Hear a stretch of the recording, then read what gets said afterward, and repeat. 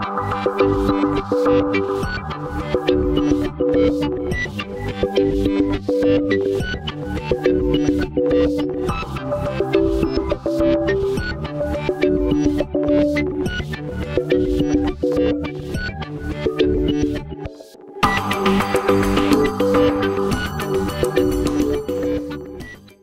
damos início ao ciclo de palestras Ciência e Riqueza Social, que acontecerá quinzenalmente, nas quintas-feiras, às 19h30, aqui no Museu das Ciências de São Carlos, professor Mário Tolentino, com as parcerias do Instituto de Estudos Avançados, IEA, Polo São Carlos, na USP, o Núcleo de Apoio à Pesquisa em Software Livre, NAPSOL, com sede no Instituto de Ciências Matemáticas e de Computação, IC da USP. A ciência desenvolvida nas universidades e nos institutos de pesquisa tem um grande impacto na economia e na riqueza social de um país. Para mostrar às pessoas o que se produz nesses locais e de que forma esse conhecimento pode melhorar a vida de cada cidadão, figuras de impacto no cenário da ciência nacional vão mostrar as pesquisas que estão sendo desenvolvidas e os benefícios que elas trazem ao cotidiano e à sociedade. Representando o excelentíssimo senhor prefeito municipal, Paulo Otomani, e a secretária de Educação, professora Regina Célia Garcia Ferreira, convidamos o senhor Benedito Inácio Bueno Rosa a fazer a abertura oficial deste evento.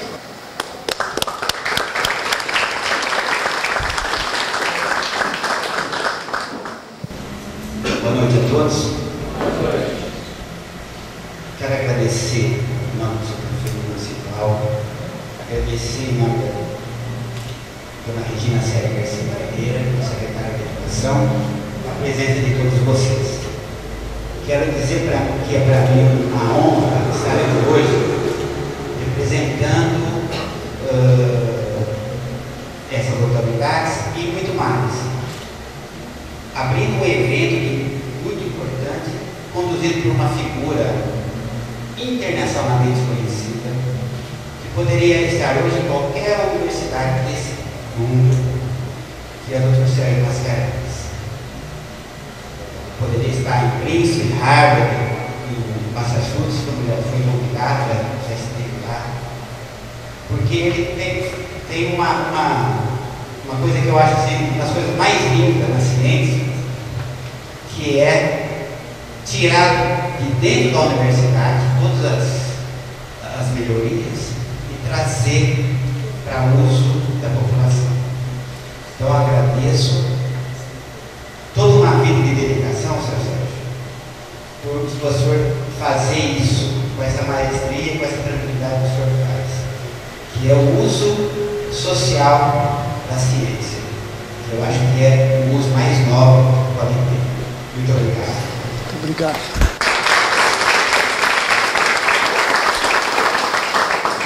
Convidamos a fazer uso da palavra o professor Dr. José Carlos Maldonado, coordenador do Núcleo de Apoio ao Software Livre, sediado no CNC USP.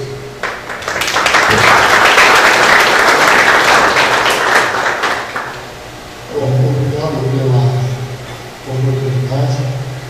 Acho que esse realmente é um momento diferenciado da São Carlos. Essa história começou em conversa com a professora Ivone Mascarenhas, que está em São Carlos, no IEA, que a gente colabora. Ela já faz um trabalho lá no Instituto de Física de São Carlos, no próprio IEA, de difusão científica, procurando realmente levar o conhecimento e para a comunidade, de forma que a gente motive novos talentos para ingressarem no sistema de educação, de ciência, tecnologia e inovação no país, que é muito importante. A formação de recursos humanos no sistema de ciência e tecnologia talentosos é fundamental. Então, esse trabalho de levar para a comunidade motivação, informação, para que ele procure novos horizontes, isso é muito importante. Então, em equipe lá no IEA, nós chegamos, inclusive, com a colaboração do professor Sérgio mesmo, a pensar nesse ciclo de palestras de ciência e riqueza social, e riqueza no sentido amplo do bem-estar da humanidade. E São Carlos tem uma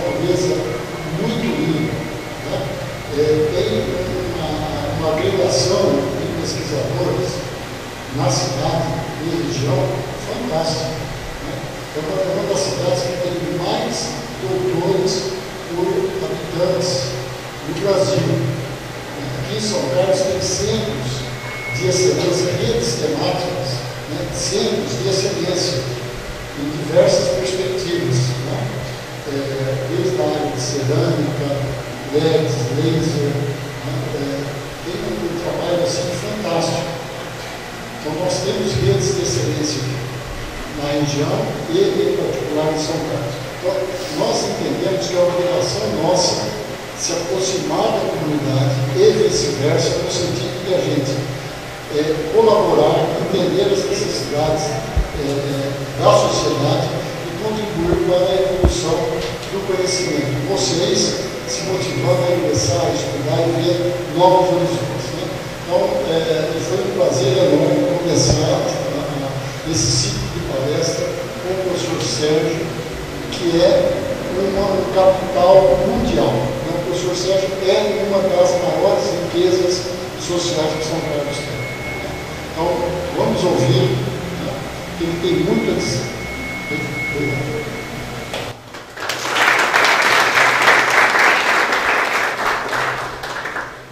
Iniciamos o ciclo de palestras com o pesquisador, professor Dr. Sérgio Mascarenhas, que ministrará a palestra A Importância da Pesquisa Básica e Aplicada para o Estudo do Cérebro.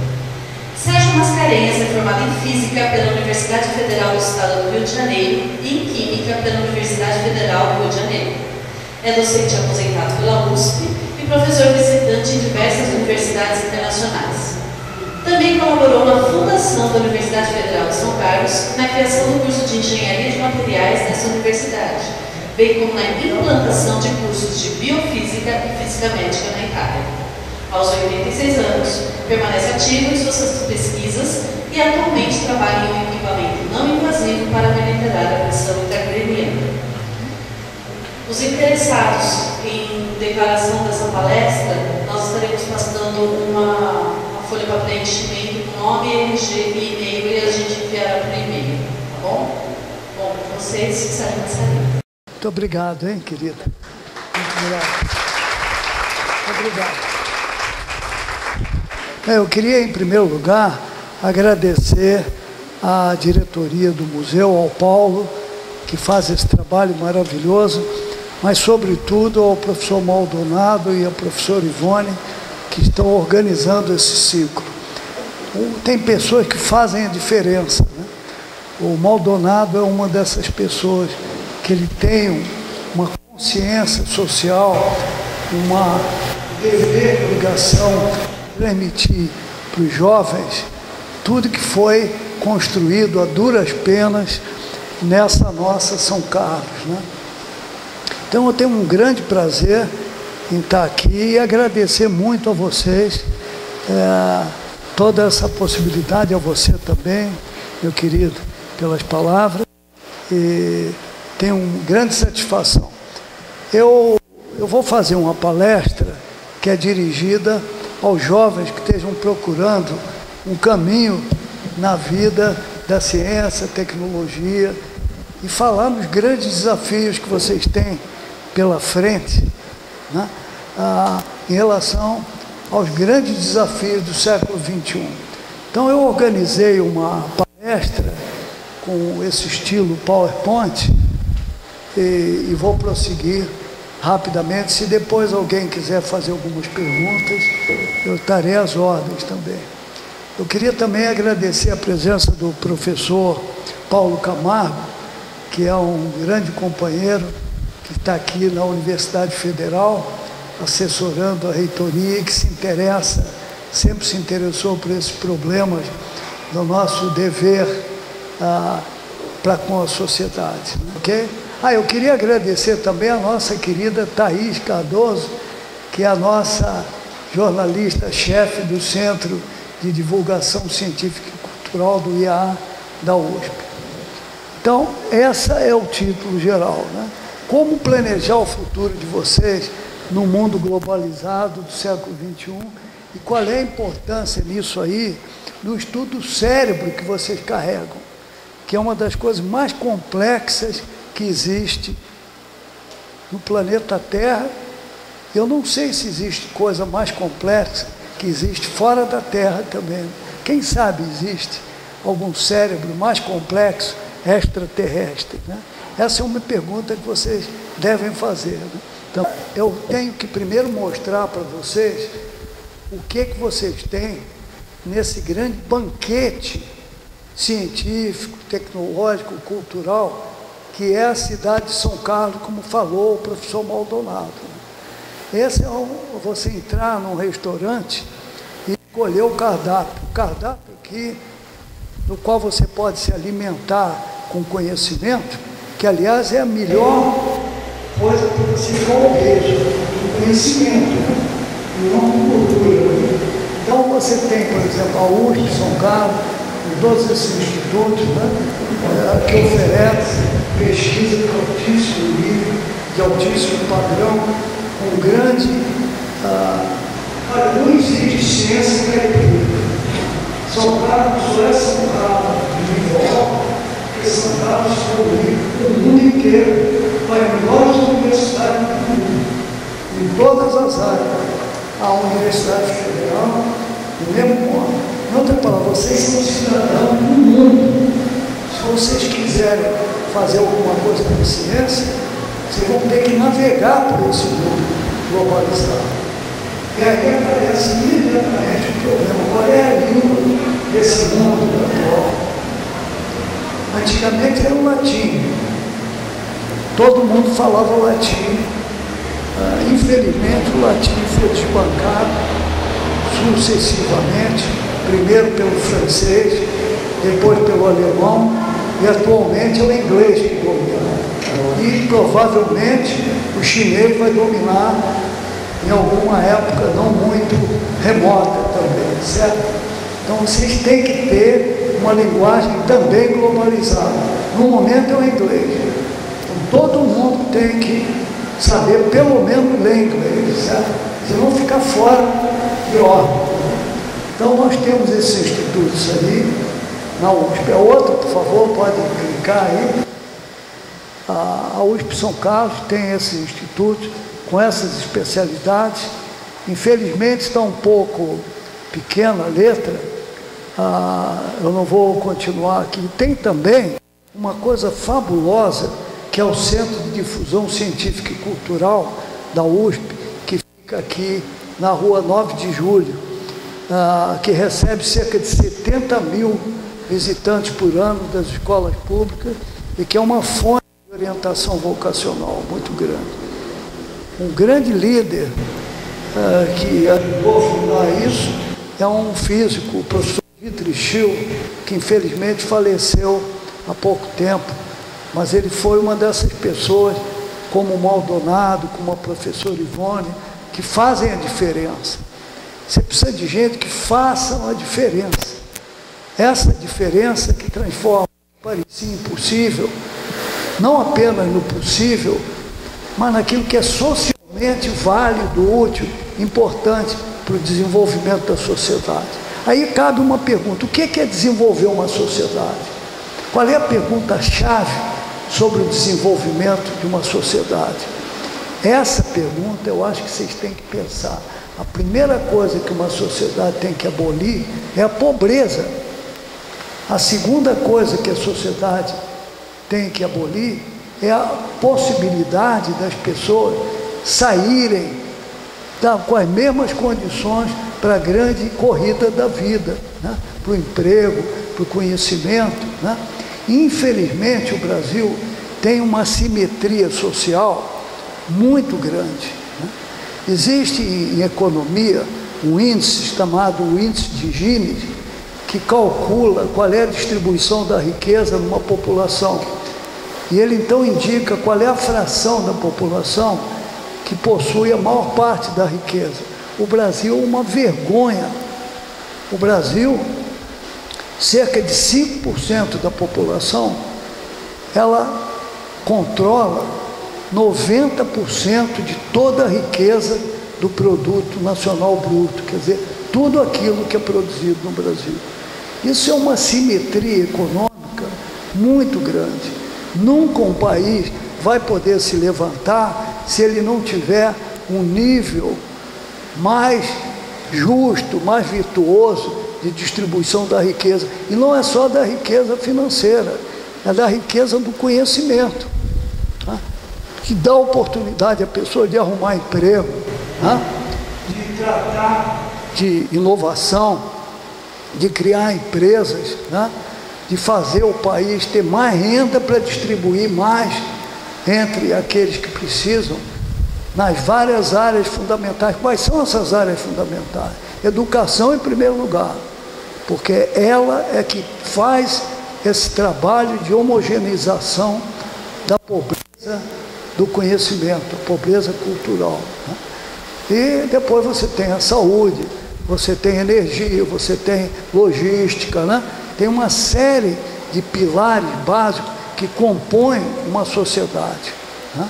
Bem, eu vou passar para frente, pode clicar o outro. Aqui é outra grande fonte de conhecimento e de trabalho de São Carlos e no Brasil e a nível mundial, a Universidade Federal de São Carlos. Essa é a entrada da Universidade Federal de São Carlos. Ela é uma universidade que agora está chegando próximo aos 45 anos. A USP tem mais ou menos 60 anos e a Federal tem mais ou menos 40, quase 45 anos. Essas são núcleos de criação de conhecimento, de criação de oportunidades para o desenvolvimento do país. Ela também tem um vasto rol de possibilidades. Pode clicar na outra. Está meio pequena, mas vocês podem consultar na rede, na web, todos esses dados sobre a Universidade. Ela tem várias áreas e mais ainda, ela se expandiu e ela tem vários campi também, não está apenas em São Carlos, está em várias outras cidades do estado de São Paulo. Ela representa uma das potências de conhecimento e aplicações em muitos ramos, tanto da tecnologia como das ciências sociais. Então vale a pena vocês se ligarem e irem conhecê-la, né? Ela tem várias possibilidades de intercâmbio, inclusive internacional. É realmente um orgulho, como a USP é de São Carlos. Outra entidade muito importante para nós é a Embrapa. A Embrapa é uma das maiores instituições nacionais no ramo do conhecimento aplicado ao agronegócio. O Brasil é um país que tem um PIB. PIB é o produto interno bruto, né, do país, é tudo que é produzido no país. O agronegócio, ele produz 30% de tudo produzido no Brasil de riqueza. Vocês sabem quanto é isso? 600 bilhões de dólares por ano. 600 bilhões de dólares por ano. Poucas nações no mundo têm um produto interno bruto desse tamanho. Em outra palavra, o agronegócio nacional é realmente um dos pilares da estabilidade econômica e social do Brasil. Por quê? Porque o Brasil tem uma vasta extensão territorial. Essa extensão territorial é acompanhada de uma grande riqueza da natureza, no sentido de biodiversidade, e tem muita água e tem sol. Então, se você tem sol para produzir plantas, se você tem água para fazer essas plantas crescerem, se você tem solo rico ou que pode se tornar rico através de aditivos que permitam uma maior riqueza do solo, você produz comida para o mundo inteiro. Eu vi o professor Silvio Crestana, que foi presidente da Embrapa Nacional e é daqui de São Carlos, nascido em São Carlos. Ele mostrou que o mundo, que tem atualmente cerca de 6 a 7 bilhões de habitantes, em 2020, você vai precisar de alimentar quase mais 3 bilhões de pessoas que vão nascer. Quem que vai produzir essa comida? O Brasil deve produzir cerca de 40% de todos os alimentos do mundo. Isso é uma riqueza tremenda. Infelizmente, essa riqueza não está na mão dos brasileiros, porque todas essas commodities que são exportadas, soja, milho, em suma, todas as grandes commodities, inclusive commodities minerais, como a da Vale do Rio Doce, né, que faz exportação de minério, de ferro, para o mundo inteiro, né, elas não estão na mão de grandes empresas brasileiras. Infelizmente, o Brasil não soube se apossar dessa riqueza, a não ser no caso da Petrobras, né, porque a Vale do Rio Doce não é mais brasileira, e ela que controla toda a produção de minerais brasileiros. O Brasil sustenta as construções do mundo inteiro. Vocês olham para Nova York, vocês olham para Dubai, vocês olham para o Oriente Médio, vocês olham para a China. A maioria do ferro que vai nessas construções veio do Brasil, mas não está na nossa mão, porque nós não tivemos político de visão capaz de se apoderarem dessa riqueza sob o ponto de vista científico e tecnológico. Então, você dá a terra, dá a água. Você sabe quanto a agricultura gasta de água no Brasil? 70% de toda a água do Brasil é para irrigar. Então, quando você exporta 1 litro de álcool, que é uma commodity importante do Brasil, né, você está exportando água, energia, você teve que irrigar, teve que crescer essas plantas, teve que movimentar caminhões, teve que fazer funcionar as grandes empresas de latifúndio da cana-de-açúcar, e mão de obra barata, daquele sujeito que vem lá do Nordeste cortar cana, tá certo? E morrer de picada de cobra, né? Bom, pessoal, a história do Brasil, ela é belíssima, mas ela precisa ser entendida também na profundidade da sua tristeza, sabe? Quando o Mandela fez aquele grande movimento na África do Sul para a liberação dos negros na África, ou quando nós tivemos a grande liberação dos escravos americanos, os escravos civis americanos, ainda neste século, né? Com os negros que conseguiram a liberação, nem voto eles tinham, foi à custa de muito sofrimento, né? Esse sofrimento passou aqui no Brasil pelos escravos negros. O Brasil é um país racista. Quando o Brasil foi o último país que liberou os escravos, o último país, e fizeram uma coisa nojenta, porque na liberação dos escravos, deram um pé na bunda dos escravos, jogaram na rua, viraram sem casa, sem comida, né? E saíram da casa grande, né? Da senzala. Isso foi um dos maiores crimes. Quando se fala no crime que aconteceu com os judeus, né? No grande holocausto da guerra, da Segunda Grande Guerra, né? O holocausto que nós tivemos com a escravidão no Brasil foi muito pior. E nós até hoje sofremos. Olha para as universidades públicas, vê o número de negros que entram lá. É muito pequeno. O número de mulheres que entram também é pequeno em relação à população. Porque, infelizmente, nós herdamos uma civilização portuguesa, ibérica, machista, escravagista. Isso precisa acabar. Qual é o melhor veículo para acabar isso? É o conhecimento. Que tipo de conhecimento? 2 tipos de conhecimento. Conhecimento científico, tecnológico, que dá uma razão para nós evoluirmos para a riqueza, né, tecnológica e aproveitamento dessa riqueza maior, que são os cérebros humanos que nós temos. Essa é a maior riqueza que uma pessoa tem, é o cérebro, né? Só que esse cérebro é faminto por conhecimento. Por que o Brasil é tão bom em futebol e carnaval e não é bom em ciência? Porque se está cheio de campo de pelada pelo Brasil afora. Mas museu de ciência como esse não tem.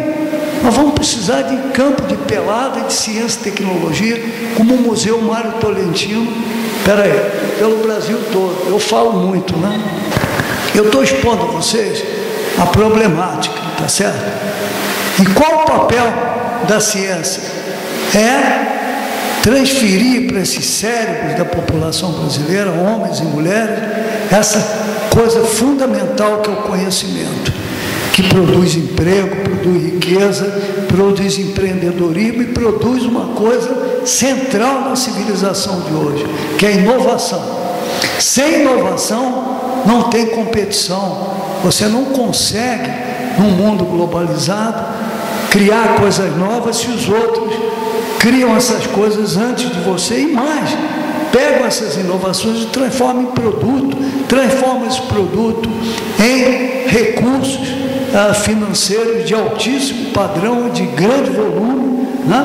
Que hoje em dia é representado por quê? Pelos bancos, pela Bolsa de Nova York, né? Pela Bolsa de Tóquio, pela Bolsa de Londres, né? É ali que se acumulam os grandes recursos da humanidade. E o Brasil? O Brasil está fora dessa jogada. Como é que ele pode entrar nessa jogada? Só por um esforço concentrado em educação, ciência, tecnologia, inovação, aliada ao humanismo. Por que eu falo humanismo? Por que vocês acham que esse museu existe, né? Por que o Paulo está aí trabalhando? Porque ele tem uma obrigação social que o impele para isso, né? Por que o Maldonado tem essa verdadeira angústia de propagar esse conhecimento? Por que a Ivone tem uma verdadeira atitude de ansiedade em relação a essa atitude? É porque eles têm uma consciência social elevada. Então, isso é que nós precisamos desenvolver, essa consciência social, né? Com objetivo claro. Porque não adianta uma pessoa só angustiada, nós precisamos de educação, precisamos de tecnologia, de inovação, mas como? Você pode me dar um conselho de como fazer isso? Eu acho que nós aqui em São Carlos sabemos esse caminho.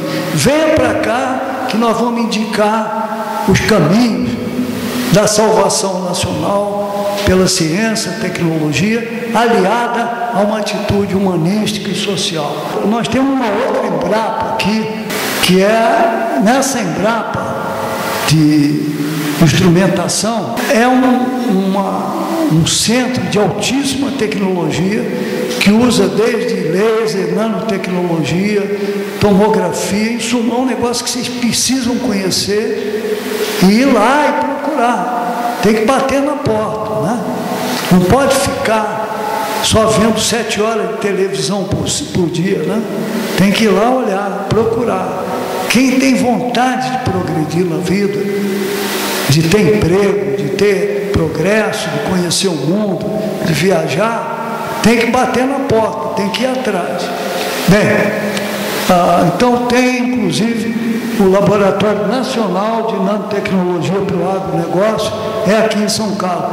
São para o Brasil inteiro, do Amazonas ao Chuí. Tudo isso está na mão de vocês para conhecer.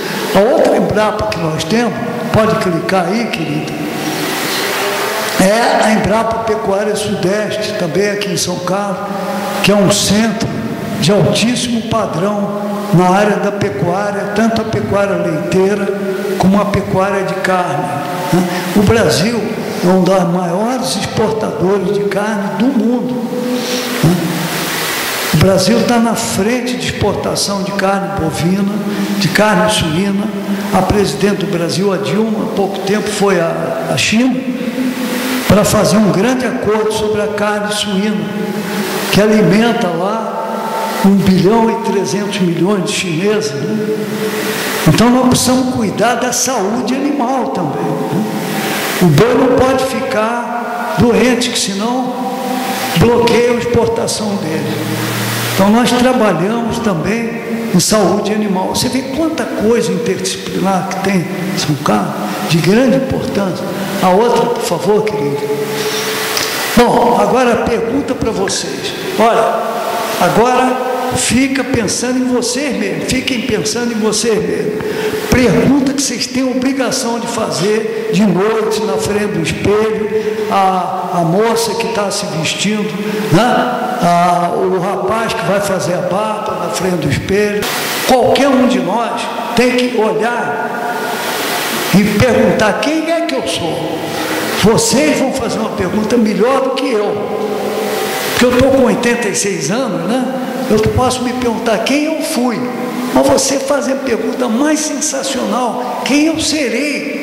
Olha que aventura maravilhosa, né? Que possibilidade que vocês têm, né? Aí isso traz uma visão interessante. O que é um professor? O professor é um camarada que passa a oportunidade, o bastão para os alunos dele. O que é um bom professor? É um professor que tem aluno melhor do que ele. Se não tiver aluno melhor que ele, corta a cadeia de produção do conhecimento, né?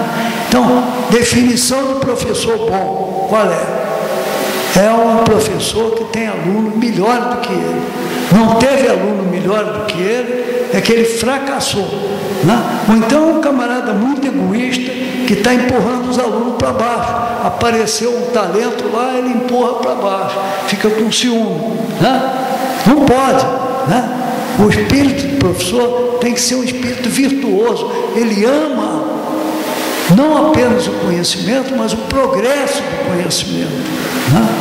Essa é uma coisa que é fundamental para você ter um país em movimento ascendente, né? E não estagnado, né? Tem alguém aqui que concorda comigo também que existe no Brasil uma falta muito grande de respeito ao professor, principalmente ao professor primário, professor secundário também, professor universitário menos, desde que esteja nas universidades públicas, porque nas universidades privadas também são mal pagos também.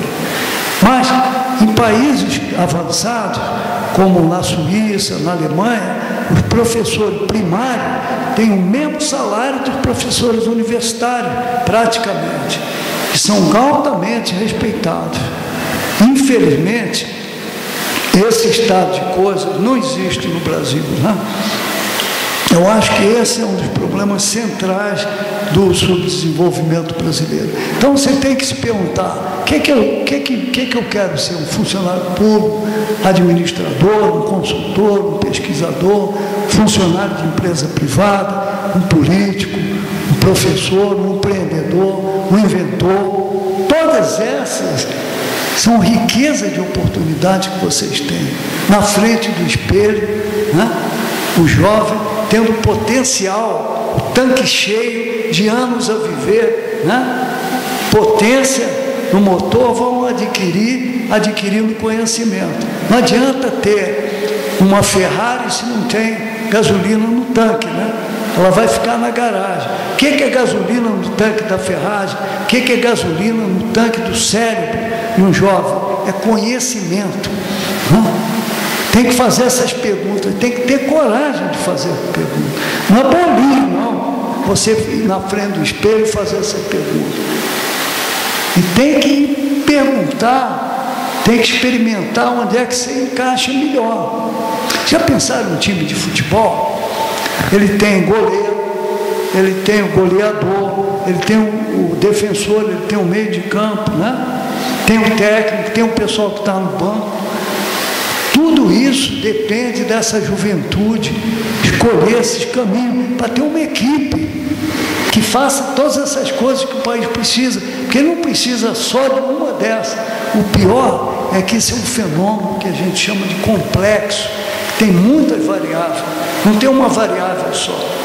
A característica do século XXI é que todo problema que você tem é complexo, ele não depende de uma coisa só, depende de muitas coisas, e pior ao mesmo tempo, e essas coisas têm que estar encadeadas. É exatamente o futebol. O que adianta ter um goleiro muito bom, né? Se se o centroavante não faz gol. Ou ao contrário, digamos que o centroavante seja um Pelé que faça 1000 gols, mas o goleiro engole 1.500 gols. Não dá certo. Então nós precisamos, nesse processo de desenvolvimento, de criar em cada um de vocês um espírito de equipe. E é por isso que tem que perguntar onde que você vai jogar. Tá certo? Essa coisa que a gente tem que enfrentar, esse tipo de pergunta. Quer chamar outra slide? Agora, e qual é a outra? A outra é pior, pessoal. A outra é uma pergunta psicológica terrível. Você pergunta para você mesmo no espelho: quem sou eu? Aquele é quem serei eu. E esse aqui é quem sou eu, né? Eu sou um generalista, né? Sou um cara que joga em todas as posições, de goleiro, de centroavante, de meio de campo, ou eu sou um indivíduo especializado, né? Um camarada, por exemplo, que sou muito bom na ponta esquerda, ou no gol, né? Então isso é importante de saber isso, porque se nós temos essa equipe de cérebros, se esses cérebros não se auto-reconhecerem, para eles se colocarem na equipe, a equipe não vai fazer gol, não vai ganhar campeonato. O Brasil, pessoal, está perdendo no campeonato. Não é só do 7-1, não. Nós estamos perdendo de 1000-1 em ciência, tecnologia e inovação. E se você comparar o Brasil com a Finlândia em educação, por exemplo, nós estamos perdendo de milhões, porque nós não estamos respeitando a problemática da educação no Brasil, né? Então, vocês têm que fazer. Eu sou experimental, sou um cara que gosta de mexer com as mãos, ou eu sou um cara que gosta de pensar, de bolar as coisas. Todos esses têm razão de ser e têm que se autodescobrir. Isso é um fenômeno psicológico, psíquico, cognitivo, de comportamento. Não é brincadeira, não. É por isso que um grande número de pessoas fracassa, que ele toma um caminho errado, ele acha que ele é especialista, mas não, esse cara pode ser um teórico fabuloso, né? Ou ele pode ser um grande cara experimental com as mãos, né?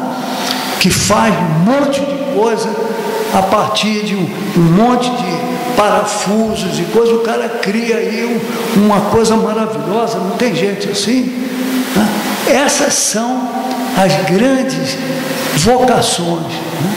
Em música isso aparece logo, em matemática isso aparece logo, né? Porque a pessoa sente dentro dela. Então, pessoal, se vocês não fizerem introspecção com coragem do que vocês são, sentados aqui ouvindo um velho de 86 anos falar sobre isso, vocês vão perder tempo e vão desprezar talvez o grande potencial que vocês têm.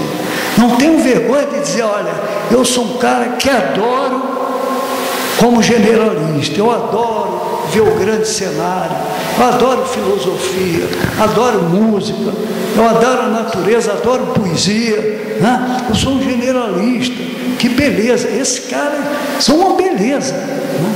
Estão respirando no alto do Himalaia, né? E vendo aquele cenário lá embaixo, né? Tem outros que não, que estão. Então vocês têm que se saber e perseguir o caminho de vocês com coragem e autoconfiança. Olha, eu vou dizer para vocês, uma das coisas importantes é você poder fazer isso, mas para isso precisa de professor do lado, precisa do Paulo aqui no museu, dando orientação, desde mostrar aí os dinossauros até os experimentos que vocês têm aqui, né? Conhecer pessoas, bater papo, né? Ter o seu grupinho, né? De amigos, sonhadores. O sonho é que vai permitir a vocês percolar, né? Nesse labirinto que é o comportamento da decisão da vida humana. Isso é um labirinto, pessoal. Qual é o nome daquela grande lenda, né? Grega, mitologia? Bem, ele tinha que entrar no labirinto para matar o Minotauro. Mas o labirinto, pessoal, é a vida. É o Brasil esperando o desenvolvimento. É vocês esperando um emprego, uma empresa, uma inovação, uma viagem pelo mundo afora, novas amizades, né? criação de uma família, né? Com alta qualidade de vida e grandes ambições, né? Que se propaga, né? Que se multiplica, né? Então, essas perguntas são essenciais. Vocês estão me dizendo, mas vem cá, você está querendo bancar o psicólogo, o psiquiatra, dar conselho, mas é que se vocês não pensarem nisso, ou não buscarem esse apoio, vocês podem se perder no meio do labirinto. E o labirinto é incrível. Sabe que esse labirinto, ele pode até entrar, mas tem muitas portas para entrar nele. O pior é sair, pessoal, do labirinto. Por onde que você sai do labirinto? Precisa do tal fio de Ariadne, que é aquela mulher que fez para o Teseu, né?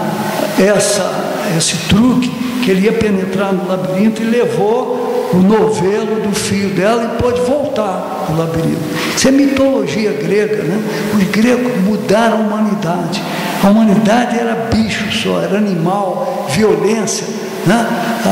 Coisa bruta, né? De repente apareceu uma civilização de poesia, de beleza, de arte, de ciência, de matemática, em termos abstratos, mudou a humanidade. Pessoal, não mudou um país, não, mudou a humanidade.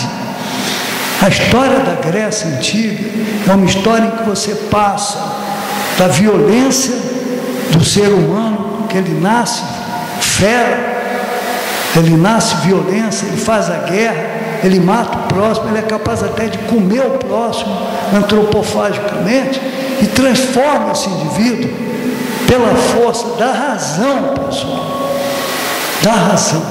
A razão é que pega a violência, a emoção e transforma isso nessa coisa muito mais sublime, que é o conhecimento humano virtuoso da filosofia, da poesia, da ciência, das artes, né?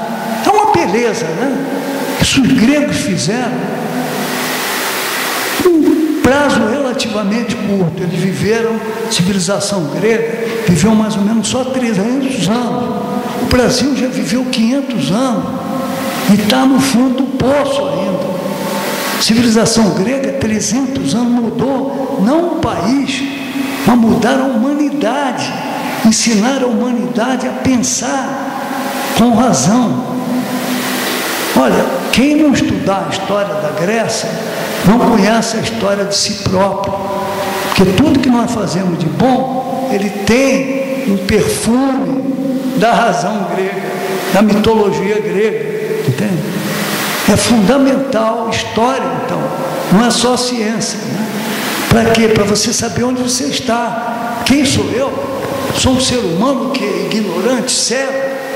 Você só enxerga pela história, você só enxerga pela vida daqueles grandes homens que conseguiram subir o Himalaia do conhecimento e olhar o grande cenário lá embaixo.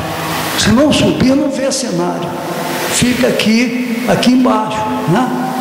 E não vê a grande beleza do grande cenário, né? Bem, a outra, por favor. Bom, aí tem uma decisão para vocês que eu vou colocar aqui, é uma decisão meio violenta, que é uma decisão da época atual. Você sabe que a humanidade, ela foi muito pelo caminho do dinheiro, né? Se eu contar a história do dinheiro para vocês, vocês vão ficar maravilhados e horrorizados ao mesmo tempo, né? Por quê? Porque antigamente o que havia era troca. Eu fabricava uma faca, fabricava uma pedra mais bonita, né? Fazia crescimento de um animalzinho que eu ia vender. Eu viajava por aí e trocava. Esse era um comércio por escambo, por troca. Mas esse comércio por troca era meio difícil, porque quando você vai trocar um cabrito por uma peça de âmbar, ou por um objeto de cerâmica muito bonito, ou por um colar, como é que você sabe o valor relativo? Tem que haver uma escala, não tem? Essa escala foi o dinheiro. A humanidade, então, através dos grandes movimentos que ocorreram no mar Mediterrâneo, onde a humanidade começou a fazer essa grande troca, porque tinha mar e tinha muitos países em volta, cada um produzindo uma coisa. Um produzia ovelha, o outro produzia a cerâmica, o outro produzia trigo na África, né? Trigo era fundamental. Todo mundo morria de fome na Europa se não houvesse trigo indo do norte da África, né? Depois eu conto umas histórias para vocês do Império Romano, em que os caras bloquearam a entrega de trigo para o Império Romano. Foi um desastre. Caíram grandes imperadores de Roma quando bloquearam a entrega de trigo do norte da África, porque a pessoa morria de fome. E eu comer o quê? Tá certo? Então, voltando então para a história, né? O comércio foi um negócio fundamental. Mas com o comércio você precisou de criar uma métrica, um sistema qualquer para avaliar objetos diferentes, né? Às vezes a pessoa diz, não, você vai trocar banana com laranja, né? Não fala isso. Você está falando de trocar banana com... Não tem essa frase no Brasil, no vocabulário brasileiro? Está trocando banana, qual é o valor relativo de banana com laranja? Tem valor, sim. Quem é que mede esse valor? É o preço da banana e o preço da dúzia, né, de laranja. Aí você compara, olha, a laranja está custando caro para burro. Eu compro 1 quilo de banana, eu compro meio quilo de laranja. Quem é que fez essa transição? Foi o dinheiro. O dinheiro foi uma invenção para universalizar a troca, os câmbios. Quais foram os caras que penetraram no mundo do dinheiro? Bom, é uma história comprida que eu não vou contar aqui, mas agora eu vou fazer uma pergunta para vocês, super cretina. Quem é que acumulou dinheiro? Quem é que olhou o dinheirão, assim, olha, eu vou pegar esse negócio, vou ficar com ele, agora o dinheiro tem o valor do dinheiro, não o valor de banana, nem o valor da cerâmica, nem o valor do ouro, não. Ele tem o valor em si, intrínseco. Eu vou acumular dinheiro. Como é o nome desse cara? Banqueiro. Você sabe o que chama banqueiro? Isso começou no Renascimento, numa grande cidade, que foi Florença, na Inglaterra, na Itália. Lá tinha uma família chamada os Medici. E esses caras tinham umas vendinhas lá, eles resolveram botar um banquinho na rua e começar a acumular dinheiro, vendendo, trocando coisa com a população que parava. E aí, quando eles encheram bastante o bolso de dinheiro, começaram a emprestar dinheiro. Emprestar, e agora? Agora o dinheiro tem um segundo valor, que é o valor de troca do dinheiro, de empréstimo do dinheiro. Pensem nisso, pessoal. Que fenômeno sociológico espetacular. Você já pensa? Quem que já pensou nisso? Levanta o braço. Caramba, pessoal. Vocês andam com dinheiro no bolso e não pensaram de onde é que ele veio? Né? Os banqueiros, os Médici conseguiram isso. Isso foi bom ou ruim? Isso foi bom e foi ruim. Esse é um negócio de comida doce e amarga dos chineses, né? Você tem comida doce, tem comida amarga, a mistura melhor é doce e amarga. O que os banqueiros fizeram? Eu tenho dinheiro, agora eu vou comprar arte. Vou chamar o Giotto, que é um dos maiores pintores que tem por aqui, por pé de Florença, e vou chamar esse cara, vou chamar o Michelangelo, tá certo? Vou chamar o Rafael, vou mandar esse cara pintarem a minha figura, para eu ficar, para todos os tempos, representado. Não tinha fotografia nem selfie naquele tempo, né? Então chama o Rafael, chama o Michelangelo, já faz a minha figura da minha mulher, das minhas crianças. Compraram arte, sabe? Aí eles viram que eles podiam não apenas comprar arte, mas podiam comprar mais dinheiro. Então fizeram as primeiras bolhas de dinheiro. Primeiro eles começaram a emprestar dinheiro para as outras repúblicas italianas, né? Para Veneza, para repúblicas que estavam fora dali, na Gália, né?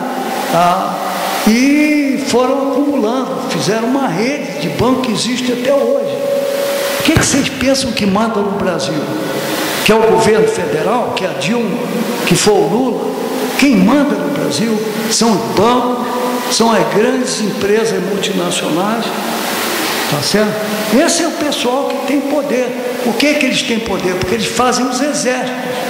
Ah, você não quer me obedecer? Eu vou mandar uns drones aí para bombardear vocês. Eu vou pegar e vou invadir você, matar a sua família toda. Vou jogar uma bomba atômica na sua cabeça. Porque eu faço bomba atômica. E não quero que ninguém mais faça. Porque para fazer bomba atômica precisa de dinheiro. Certo? Vocês estão percebendo a magnitude de toda essa difusão histórica? Então, eu vejo que está faltando para a nossa mocidade, para a nossa mais conhecimento cultural. Não é só ciência, é a história para saber quem nós somos, melhor do que quem nós queremos ser. Como é que eu vou decidir o que eu sou, o que eu poderei ser, se eu nem sei as possibilidades do ser em si? Não é? A gente tem que ter vergonha de ser ignorante. Enquanto a gente não tiver autoconfiança, olha, eu sei me guiar, eu tenho um GPS cultural, eu tenho um guia, eu tenho uma luz no fundo do túnel, nesse labirinto. O que eu sou? Não sou nada. Eu sou um pobre coitado vagando aí, um cachorro perdido aí, sendo chutado, né? Um escravo dos bancos, né? Das multinacionais, dos grandes exércitos poderosos, né? Do militarismo, né? Bem, então aí vocês têm uma outra decisão, pessoal. Você tem 2 salários na vida. Tem que ter 2. Tem que ter o salário financeiro. Eu ilustrei isso aqui com o Bill Gates, né? Podre de rico, né? Já ouviram falar no Bill Gates, né? Então, um cara que tem bilhões, né? Ele e a mulher, a Melissa Gates, né? É o cara que criou o Windows, né? Uma pessoa criativa, fabulosa. Acumulou bilhões de dólares. Então, ele tem um salário financeiro enorme, pessoal. Para ele, 10 milhões, 10 bilhões, não é nada. Mas, de toda maneira, pessoal, você tem um salário psicológico, que eu representei ali pelo Einstein. É um indivíduo que ama o conhecimento, que fez as coisas porque era fundamental para a vida dele. Sem aquilo ele não viveria, né? Então, todos nós precisamos do salário financeiro e do salário psicológico. Precisa equilibrar, não pode ter um só, né? Então isso é uma decisão importante. A outra, filha, quer mudar isso aí? Agora, aí vocês dizem assim, mas pera, como é que eu posso estudar e me transformar culturalmente, né? Eu tenho uns conselhos para vocês. Já que o objetivo aqui é falar para a juventude, eu escrevi aqui uns conselhos. Ó, leitura individual ou em grupo, com várias fontes, é fundamental. Quem não lê, não consegue adquirir conhecimento, nem amizade, nem a formação de equipe para pensar. Isso é fundamental. Não pode estudar sozinho. A coisa que funciona muito, quando você está na escola, na universidade, na vida, é você ter um grupo de pessoas para trocar ideia, mesmo porque a sua ideia, às vezes, está cheia de erro. O único meio de filtrar isso é esse tipo de discussão. Outra, filha, clica aí. Por exemplo de fonte. A Biblioteca Brasiliana está na USP, está livre na internet. O Mindlin fez essa biblioteca, ela hoje é acessível para qualquer um de vocês, pela internet. Pode clicar outra. A Biblioteca da USP de São Carlos é uma das melhores bibliotecas de matemática do Brasil, né? Eu acho que não tem nenhuma biblioteca melhor que a Biblioteca de Matemática do Instituto de Ciência Matemática e de Computação. Outra, por favor. A Fundação Biblioteca Nacional do Rio está tudo na rede. Outra, conferências TED, que já são internacionais, né? Está à disposição de todos, né? O próprio, os vídeos do Salman Khan, que foram financiados pelo Lema, né? Uma pessoa fabulosa de São Carlos, é um indivíduo excepcional que tem aqui, chamado Vanderlei Banhato. Esse camarada tem um programa de vídeos que passa na televisão, canal 10 aqui, né? É um negócio estupendo. Você liga, tem gente falando lá, dando aula de várias coisas, história, está tudo à disposição de vocês, né? Esse centro, essas videotecas que o Banhato organizou, é um negócio público que está na rede e que é uma grande riqueza de São Carlos para o Brasil inteiro. Alguns autores fundamentais para entender, vai ler tudo. Bom, eu acho que tem que ler algumas coisas. Eu, por exemplo, acho que o cardápio aí, tá, mais importante é ler o Sérgio Buarque de Holanda, Raiz do Brasil. Quem não lê esse livro não sabe como é que o Brasil, qual é a história da raiz do Brasil. Outro, o Celso Furtado, Raiz da Economia Brasileira.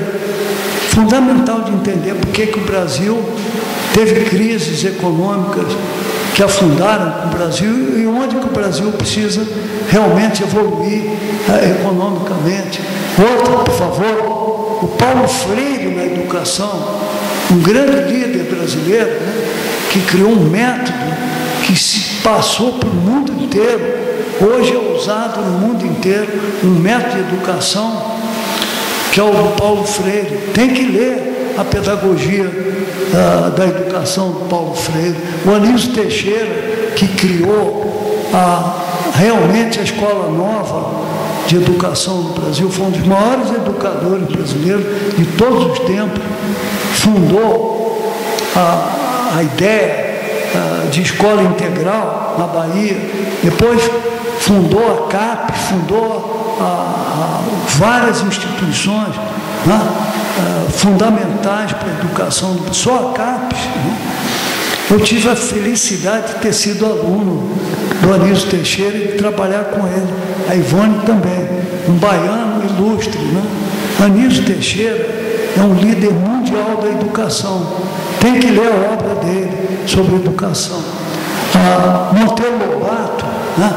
Quem não leu os livros do Monteiro Lobato está perdendo coisas lindas, né? Ele era grande companheiro do Anísio Teixeira, criou a primeira editora nacional, né? O Montenegro, que criou o ITA, né? Um grande líder brasileiro, que criou a melhor escola de engenharia do Brasil, a primeira escola de engenharia aeronáutica do Brasil, em São José dos Campos, né? Tem um livro da vida dele, né? Que está à disposição de vocês aí na biblioteca ou nos sebos, né? Outro, o Gilberto Freire, que escreveu Casagrande e Senzala, são leituras obrigatórias para todos os brasileiros. Se eu começar a perguntar aqui, quem leu o Gilberto Freire, levanta o braço. Olha, muito bem. Então, é muito pouco, né, pessoal? Se eu continuar a perguntar quem leu o Anísio Teixeira, quem leu, talvez se eu perguntar quem leu Monteiro Lobato, bastante gente vai levantar o braço, né? Mas o resto é pouco, né? Outra, por favor, vamos mudar esse slide. Mauá, Zé Reis, Carlos Chagas Filho, Oswaldo Cruz, Vila Lobo, Portinari, não, deixa lá, minha querida. Oswaldo Cruz, Vila Lobo, Portinari, que fez Guerra e Paz, Mário de Andrade, o poeta da Semana de 22, né? Caio Prado Júnior, o grande economista. Pessoal, olhem para essa lista aí, e se vocês não leram nenhum, corre para casa agora e vai tentar ler pelo menos um deles, que é uma vergonha. É brasileiro que não conhece o Brasil. Tá certo? Bom, pode mudar aí, querido. Agora, como crescer e estudar esse caminho dos autores, da leitura, vai mudando, querido. Agora, e o mundo? O mundo tem também os seus grandes nomes, que são essenciais para você mapear o que aconteceu com a humanidade. Por exemplo, a grande revolução científica começou, a ciência moderna começou com Galileu.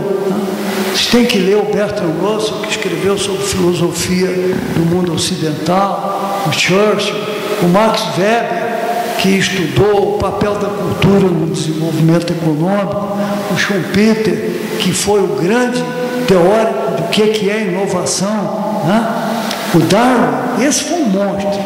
O Charles Darwin, a meu ver, foi um dos maiores cientistas de todos os tempos, talvez maior que o Einstein. Um camarada que sai num naviozinho, que foi o Beagle, viaja pelo mundo, coletando tudo que é amostra de plantas, de bichos, de pedra, depois faz uma teoria da evolução, em que ele vê como é que se estruturou a complexidade da humanidade. Esse é um grande gênio, Esse gênio foi o Charles Darwin, que escreveu a teoria da evolução das espécies. É um livro gostoso de se ler. Não é fácil, mas é muito gostoso, porque ele vai fazendo perguntas que ele tinha. Mas então eu acho que o Darwin, pessoal, é uma personalidade imperdível. Aqui tem uma porção de outros camaradas espetaculares. Eu tenho uma paixão pelo Freud, por exemplo. Então o Freud perguntou assim: como é que eu sou estruturado? Então ele disse que eu tenho 3 componentes no meu psiquismo. Eu existo porque eu tenho 3 componentes. Eu tenho o id é o eu, mas é o eu violento para burro. É o eu animal. É o eu que pode ser predador e presa, que foge ou ataca. E ele depois disse: não, mas peraí, eu tenho uma outra coisa intermediária, que não é só essa besta fera. Eu tenho o ego. Esse ego é capaz de pensar um pouquinho, de olhar se aquela tendência de agressão vale a pena, se eu não vou fugir, se eu fugir eu deixo de comer, se eu ataco eu posso morrer. Então aparece uma coisa intermediária, que é o ego. Id, ego, todos vocês têm isso. Depois o Freud viu que não bastava o id e o ego. Você precisava de uma terceira coisa fundamental para julgar esses 2. Esse é o superego.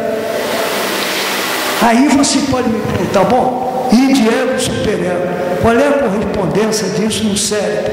Pessoal, vocês sabem que tem uma correspondência perfeita na evolução do cérebro. O id é aquele cérebro que as serpentes têm, que os lagartos têm. É um cérebro que reage só para atacar ou fugir. É o cérebro animal. Ele compõe biologicamente o id. E o que é o ego? O ego já é um cérebro, é chamado mesencéfalo. Já é uma parte do encéfalo capaz de analisar o que ele mesmo está recebendo desse cérebro agressivo. Essa maneira de explicar, esse cérebro, o modelo de cérebro, chama cérebro triuno. Tem 3 componentes. Sabe qual é a última componente do cérebro? É o córtex cerebral que está aqui na testa da gente. Você sabe que esse cérebro aí, ele só se completa no homem e na mulher aos 25 anos. Você pensa que o seu cérebro nasce feito? Não nasce. Esse cérebro vai se compondo. Você só completa o cérebro do Homo sapiens aos 25 anos. Por isso é que quando você tira uma carteira de motorista e faz seguro, o seguro de gente abaixo de 25 anos é mais caro, porque ele não tem o lobo frontal ainda desenvolvido. Ele ainda é meio animal. Ele olha e vai de guiar aí, meio radical. capaz até de atropelar uma velhinha que esteja cruzando a rua, ou um motoqueiro que passa por ele, certo? Então o Freud foi fabuloso. Agora, quem explicou o Freud e fez essa correspondência foram os neurocientistas, que vieram praticamente 60, 70 anos depois, com esse modelo de neurociência. Agora, o que é? Eu vou dar um grande salto agora para acabar com essa conversa fiada rapidamente.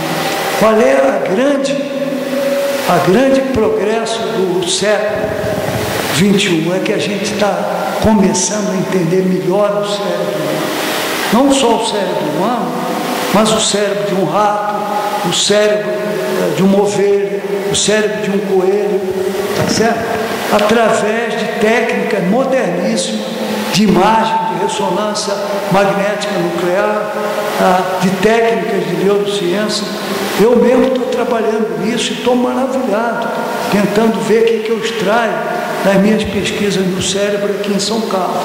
Eu ia até contar um pouco disso aqui, mas como eu estou demorando muito nessa conversa fiada aqui, você vê que eu estou tentando subir a ribanceira para motivar vocês para chegar ao clímax, né? Que é o cérebro. O cérebro é o grande desafio do século XXI. É a grande fronteira do século XXI, é o cérebro humano.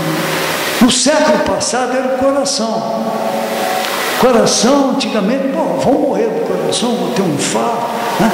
Aí os caras começaram a mexer no coração, tira o coração, faz ponte, faz 9 pontes safena, põe marca-passo no coração, põe máquina no coração, o cara não morre mais, tira o coração fora, põe o coração de outra pessoa no lugar. Caramba, pessoal, isso já aconteceu no século XX, transplante de coração, marca-passo. Mas e o cérebro? O cérebro é o grande desafio do século XXI. Todo mundo tem medo do infarto, tá certo? De ficar com doença de Alzheimer, né? De ficar com Parkinson, com todas essas doenças degenerativas do cérebro. Não é formidável para vocês esse desafio? Se eu tivesse menos idade, eu ia começar a estudar neurociência. Um negócio espetacular, agora é um desafio. Precisa de matemática, muita matemática, precisa de muita instrumentação, precisa de muita bioquímica, precisa de muita modelagem computacional com bioinformática. É super interdisciplinar, porque o cérebro é interdisciplinar. Por que vocês pensam que vocês podem reconhecer as pessoas, amar o próximo, odiar o próximo, pensar sobre os políticos, escolher um par, né, para casar, né, ou amar um filho? Tudo isso vem dessa massa. Você sabe que você olha no cérebro, é uma geleia, pessoal. Parece que não tem nada. Vocês já viram o cérebro? Bom, tem gente que come cérebro, até gosta, né, de cérebro, a milanesa, né? Eu mesmo gosto, né? Só que não é o meu cérebro nem dos outros, né? É cérebro de ovelha, de boi. Você já comeu cérebro? Não comeu? Então, está perdendo. Bom, mas voltando ao cérebro, então. Esse cérebro que cria essa beleza da cultura humana. Isso daqui é arte, vem do cérebro. Isso daqui é um quadro do Portinari, do Guerra e Paz. Isso daqui é a morte do filho no braço da mãe, na pobreza. Isso daqui veio da visão que ele teve em Brodowski, aqui perto, da pobreza brasileira no campo, né? Portinari, Guerra e Paz. Isso é um monumento da cultura brasileira.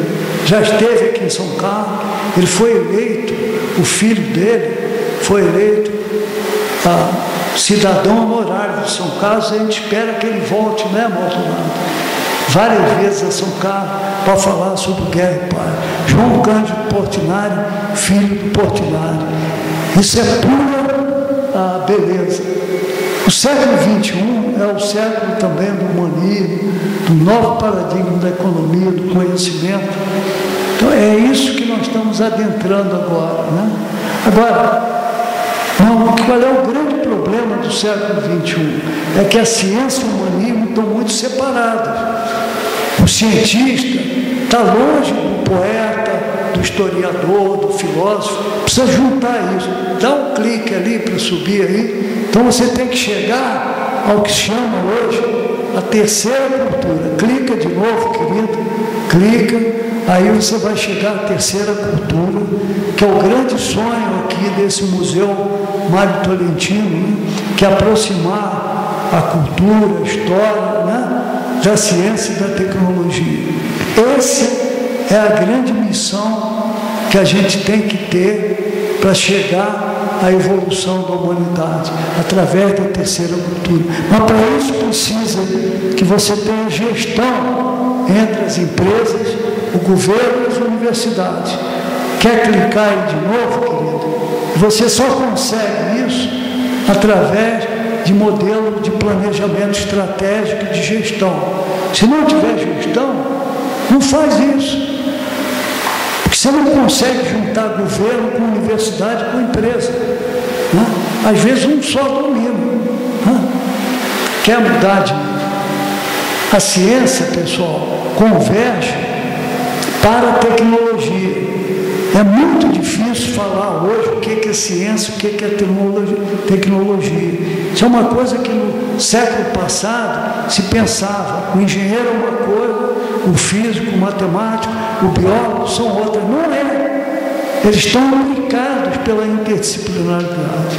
Então, escolham carreiras que garantam essa interdisciplinaridade. Bom, agora eu vou falar, como última coisa, qual é a grande característica do século XXI, que está ligada à matemática moderna, do sistema complexo. É quando você tem fenômenos que tem muita variável.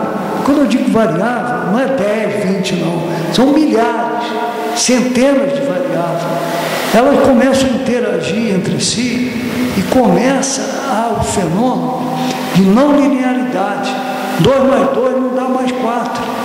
Pode dar 16, como pode dar menos 16. Isso é um fenômeno que a matemática descobriu há muito tempo, desde o fim do século XIX. Problemas não lineares na matemática, na teoria das equações diferenciais. E que agora esse problema se apresenta na biologia, na gestão, no planejamento estratégico, na engenharia, na economia. Então, pessoal, sistema complexo é a ordem do dia. O que é a coisa básica do sistema complexo? Tem muita variável. Quando eu digo muita variável, só pode ter milhões de variáveis. Certo? Aí dá um sistema complexo. Sabe o que aparece quando tem muita complexidade? Assim, começa a aparecer fenômenos novos, fenômenos emergentes, como caos, como fenômenos muito interessantes, não lineares, entende? Eu não vou poder me aprofundar aqui, mas essa é a ordem do dia da matemática, da física, da engenharia, da biologia, a ponto tal que hoje em dia se pensa que a evolução de um sistema vivo vem porque ela tem emergência de sistema complexo, porque você tem muita variável numa célula viva. Tem bilhões de variáveis, começam a aparecer fenômenos inesperados, fenômenos caóticos, mas tem ordem a partir do caos. Eu não vou poder falar muito nisso, mas é fascinante. Vou deixar vocês com água na boca, para depois perguntar ao Maldonado, né, e passear lá no Instituto de Ciência e Matemática, como é que se usa isso em robótica, como é que se usa isso em biologia, certo? Em nanotecnologia, né, em imagens.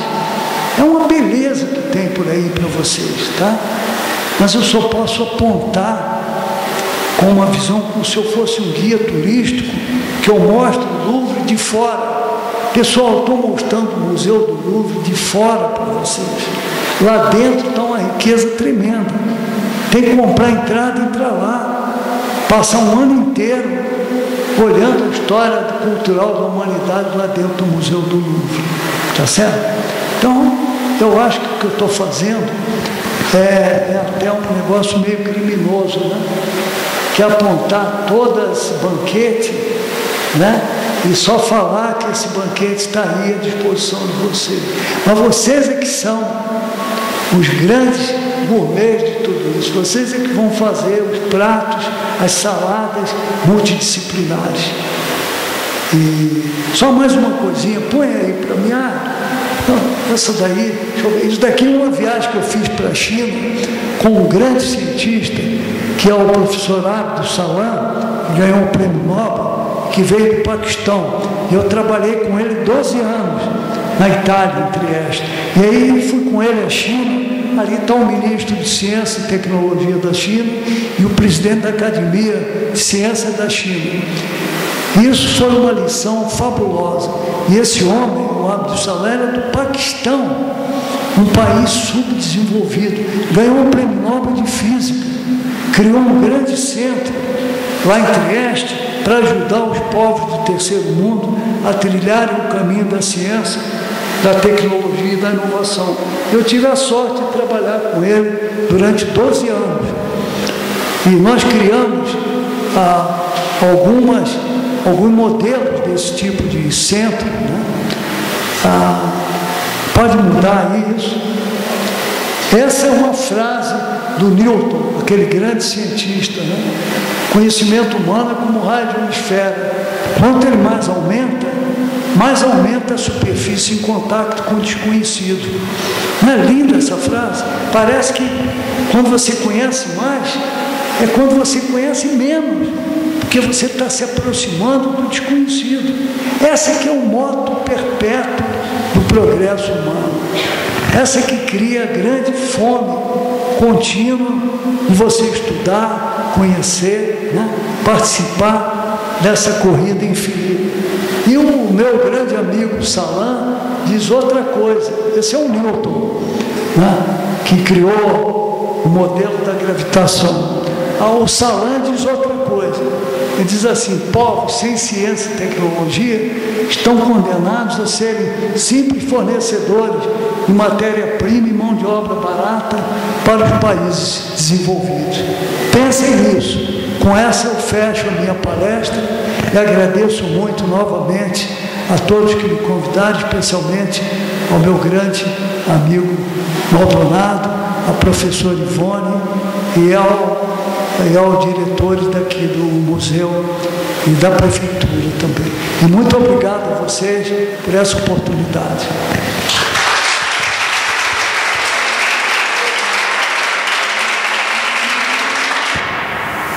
Se alguém quiser fazer alguma pergunta.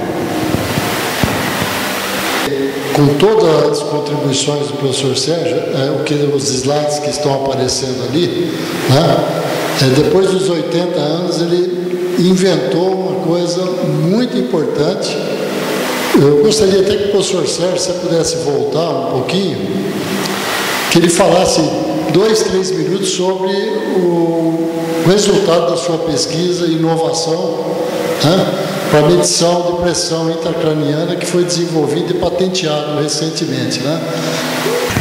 Comecei a esquecer as coisas, então disseram: olha, o Sérgio está doente, ele está ou com uma doença do cérebro, aí pode ser uma doença degenerativa, mas não era. Eu estava com um negócio chamado hidrocefalia, que você começa a produzir mais líquido cefalorraquiano, água no cérebro, do que pode absorver.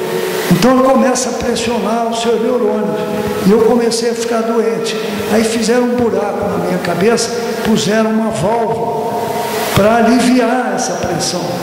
E eu melhorei. Então eu fiquei tão assim, desafiado. Poxa, furar minha cabeça para medir a pressão lá dentro? Será que não tem no século XXI alguma coisa melhor? Eu aí bolei um método de medir a pressão dentro do cérebro sem furar. Isso está em andamento já há quase 10 anos aqui. Nós já tiramos patente, né?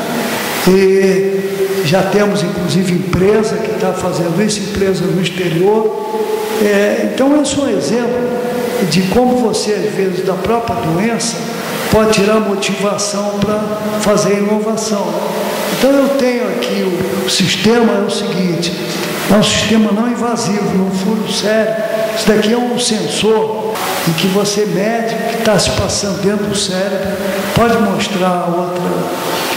Então, com isso, eu consigo tirar uma porção de sinais do cérebro, e desses sinais do cérebro, analisando matematicamente, eu consigo ver o coração batendo dentro do cérebro, consigo ver a respiração, consigo ver coisas ligadas à pressão arterial. Então agora eu estou estudando uma porção de doenças, entende? Com uma própria hidrocefalia, porque tem um número enorme de crianças que nascem com hidrocefalia, a cabeça cresce, porque o osso, o crânio da criança ainda não está consolidado, aquela pressão faz a criança ficar cabeçuda. Nós estamos estudando isso em Ribeirão Preto, a natureza dessa doença, porque queremos entender o que acontece na hidrocefalia. Outra coisa que nós estamos estudando é o acidente vascular cerebral, né? Tanto o hemorrágico como o isquêmico, que a pessoa de repente morre, tem um ataque, né? Estamos estudando isso, estamos estudando epilepsia também. Eu estou estudando também uma coisa nova, que está muito ligada à saúde da mulher e da criança, que é a pré-eclâmpsia. A mulher tem muito gravidez de risco, que a mulher começa a ter pressão arterial elevada. Aliás, a filha do Paulo Camargo que me levou a estudar isso, essa pré-eclâmpsia. Ela é formada, é doutora em biofísica aqui em São Carlos e me procurou para estudar isso. Nós estamos estudando isso e já estamos estudando isso em Ribeirão Preto. Isso mata cerca de 50 mil pessoas por ano no Brasil. E nós temos a esperança, o Brasil está devendo nos desafios do milênio a questão da mortalidade infantil. Então eu tenho um projeto com a Organização Pan-Americana de Saúde, estudando a pré-eclâmpsia, inclusive aqui na Federal, na Física, né? Então, são coisas que você aplica na saúde, certo? Vocês veem como essa coisa tem um significado social grande, né? E que ajuda os outros, né? Então, eu ia mostrar eu trabalho também numa coisa que é chamada medicina translacional. Essa é a fronteira da saúde atual. O que é medicina translacional? Você estuda uma doença no bicho, no rato, no coelho, e translaciona isso para o homem. Muito melhor. Porque você gasta muito menos dinheiro, é mais rápido. Você quer experimentar uma droga contra o Alzheimer, contra o câncer, é melhor experimentar isso no bicho. Translaciona para o homem. Essa é a fronteira que o Brasil precisa urgente de criar. É a medicina translacional. Aqui em São Carlos nós estamos começando isso, Ribeirão também. Em São Paulo, o Hospital das Clínicas também tem um grupo de medicina translacional. Isso é essencial para o Brasil. E eu estou fazendo isso com rato, com coelhos, com porco, tá certo? Então eu vou mostrar para vocês, se funcionar, o seguinte: eu queria estudar epilepsia. Epilepsia, a pessoa tem convulsão, vocês já viram esse negócio de epilepsia, né? Tem convulsão, cai na rua, baba, né? É tudo cerebral, pessoal. Essa é uma tempestade elétrica no cérebro. Será que eu não posso ver isso com o meu sensor? Só que eu não posso botar isso em qualquer ser humano. Tem que pedir ordem na comissão de ética, e tem que pedir licença para a pessoa, para a família da pessoa. Mas, e se eu fizer medicina translacional? Se eu tiver um ratinho epilético? Mas existe ratinho epilético? Existe na natureza, mas eu posso fabricar um rato transgênico. Eu vou lá, pego o genoma do rato, ponho um genoma que induz epilepsia no rato. E ele fica epilético, pessoal. Foi feito em Ribeirão Preto. Tá certo? Peraí, não põe o negócio para funcionar logo, senão perde a graça. Aquele é um ratinho transgênico. Nós mudamos o gene dele, ele virou um um rato epilético, transgênico, audiogênico. O que quer dizer? Quando ele ouve um som, ele entra em convulsão. Eu disse, olha, eu vou estudar esse rato. Aí botei o meu sensor no rato, na cabeça do rato, uma cirurgia, aquele fio lá, é que eu não sabia se o rato ia pular, não ia, né? Agora eu já estou usando um sistema chamado, como o Bluetooth, que usa aqui nesse sistema de som que vai lá para você, né? Transmissão à distância, né? Não precisa de fio, né? Mas nesse tempo eu não tinha, então botei o fio, né? Botamos o rato transgênico dentro daquela gaiola transparente, filmamos o rato, né? E aqui está o sensor, ele lê o meu sensor lá, o sinal da pressão intracraniana, e aqui é o tempo, tá? Eu filmando o rato com o meu sensor funcionando. Eu vou medir em tempo real e online. Real time online é o nome em inglês, né? É feita feita no tempo real e observação direta. Isso daqui é o sinal, isso daqui é a amplitude do sinal cerebral. Olha, o ratinho vai levantar a cabeça. Quando ele levanta a cabeça, joga líquor para trás, para a coluna, diminui. Quando eu olhei isso, eu vibrei. Se ele agora baixar a cabeça, vai aumentar. Caramba, aumentou. Aí eu vi que, olha, foi uma emoção muito grande nesse dia. Eu vi que o meu sistema funcionou. Agora ele vai ouvir um som e vai ter convulsão, porque ele é um rato transgênico epilético, audiogênico. Olha lá, ele vai ouvir um som. Ouviu o som, vai entrar em convulsão. Aí, olha ele em convulsão, pessoal. E eu medindo o tempo todo o que estava acontecendo dentro do cérebro do rato. Entende? Foi a primeira vez a nível mundial que se mediu isso no cérebro de um rato transgênico, tá certo? Qual era a minha ideia? Ele ainda está em convulsão. Olha lá o rabo dele, tá certo? E a gente mediu. Pessoal, é possível. A gente não tem que ter complexo de, como é que o Lula fala, de cachorro vira-lata, né? Brasileiro também pode ser, também pode fazer coisa, tá certo? Sobretudo a juventude brasileira tem que ter autoconfiança. Eu acho que isso foi uma das coisas que o Lula fez, né? Um cara que vem lá do Nordeste, um cara que vem num caminhão, né? Que não tem nem diploma, né? E que pega e faz uma verdadeira revolução nesse país, né?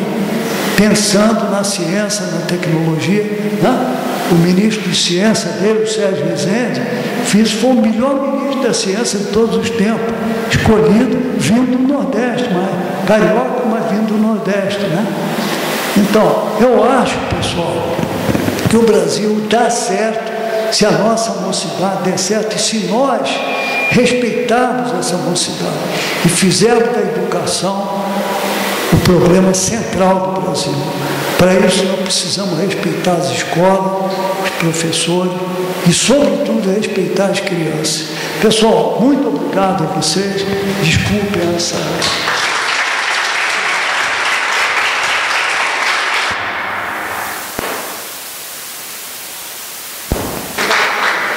Nós, do Museu da Ciência, do NAPSOL, da Prefeitura de São Carlos, o IEA, gostaríamos de agradecer a presença do professor Sérgio Mascarenhas e gostaríamos de agradecer também a presença de todos. É importante agradecer e ressaltar, destacar a receptividade que nós tivemos pelo professor Paulo aqui no museu, quando viemos junto com a professora Ivone discutir essas ações. Ele se prontificou realmente, recebeu com todo carinho, com muita paixão e, juntamente a secretaria, procurou viabilizar isso. Então, agradecer efetivamente ao professor Paulo e também a Thaís, né, lá do IA, que articulou esses contatos e a execução dessa ação. Né? Então, nosso agradecimento aos dois aí, que espero que a gente tenha boa continuidade nessa sequência de palestras. E uma coisa importante, vocês devem ter observado, é a paixão do professor Sérgio, né? Além do conhecimento, a paixão e a vontade de articular equipes, desde matemática, física, engenharia dos materiais, medicina. Sem uma equipe desse porte, uma pessoa competente para articular e explorar novos horizontes, não seria possível. Isso é uma coisa que foi feita no Brasil pela primeira vez, né, no mundo, e aqui em São Carlos, né? Então, parabéns a todos.